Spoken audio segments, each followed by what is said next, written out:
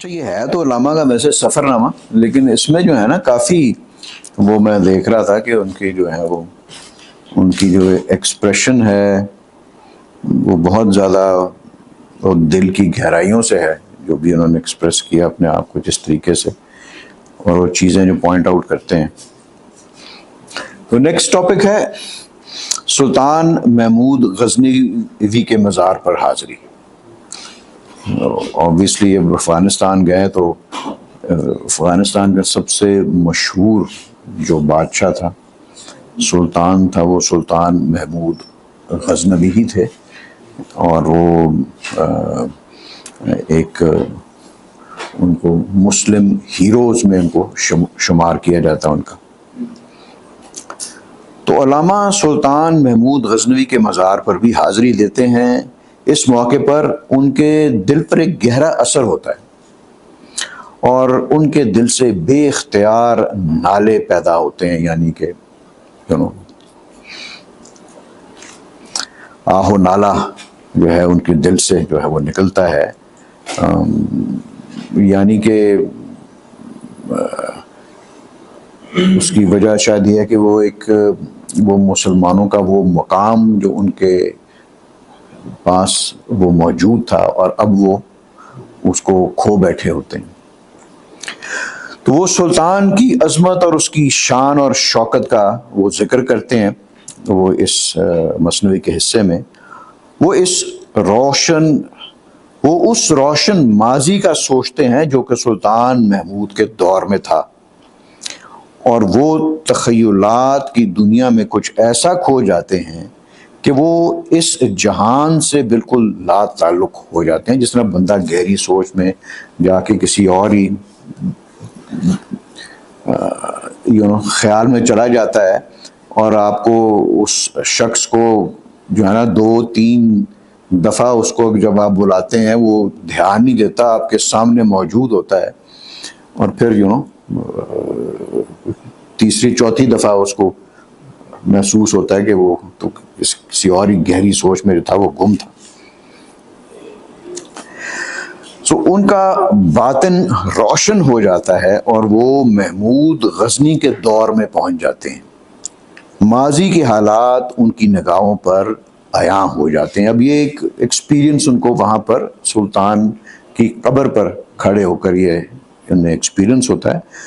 تو فرماتے ہیں کہ میں اس جہان سے رہا ہو گیا اور ماضی میرے سامنے بے پردہ ہو گیا۔ میں نے غزنی کو دیکھا، بہشت کی طرح خوبصورت اور پر رنگ۔ غزنی جو تھا اپنے دور کے اندر، محمود غزنی کے دور کے اندر خاص طور وہ خوبصورت ترین شہر تھا اس پورے خطے کے اندر۔ شفاف پانی کی طرح بہتی ہوئی ندیاں اور قطار اندر قطار محلات آسمان کی بلندیوں کو چھوتے ہوئے۔ میں نے فردوسی کو بھی دیکھا اور محمود کے جو تھے ان کے میں نے فردوسی کو بھی دیکھا اور محمود غزنی کے فوجی لشکروں کو بھی دیکھا، اس کے جلال اور اس کے جمال کی شان و شوکت بھی دیکھی۔ اس طرح تھا جیسے میری روح عالم اسرار میں پرواز کرتی پھر رہی ہے کہ یکدم وہ بیان کرتے ہیں تا مرا شوریدہی بیدار کرد، اون ہمیں مشتاقی وہ سوز و سرور، در سخن چون رندے بی پروا جسور، تخم اشکی اندر آن ویرانه کاشت، گفتگوها با خدای خویش ساخت، تا نمودم بی خبر از راز او، سوختم از گرمی آواز او۔ تو کہتے ہیں کہ اچانک مجھے ایک دیوانے کی آواز نے بیدار کر دیا۔ دیوانے سے یہاں پہ مراد ہے جو کہ ایسا شخص جو کہ خدا کے عشق سے معمور ہے۔ وہ دیوانہ وہ دیوانہ سراپا سوز اور مستی اور عشق و سرور تھا، یہ سارے جذبات اس کے اندر جو تھے وہ نظر آتے تھے، اور وہ اپنے طرز بیان میں نہایت دلیر اور نڈر طریقے سے اپنا اس بیان جو تھا وہ اس حالت میں کر رہا تھا۔ اسی حالت میں وہ گریہ زن ہوا یعنی کہ اس نے رونا شروع کر دیا اس جذبات کی شدت سے، اور خدا سے محو گفتگو ہوا، کیونکہ میں اس دیوانے کی اس حقیقت اور اس راز سے بخوبی واقف تھا، اس لیے میں اس کی آواز کی گرمی سے جل اٹھا۔ تو وہ جو دیوانہ ہے وہ خدا کے ساتھ جب محو گفتگو ہوتا ہے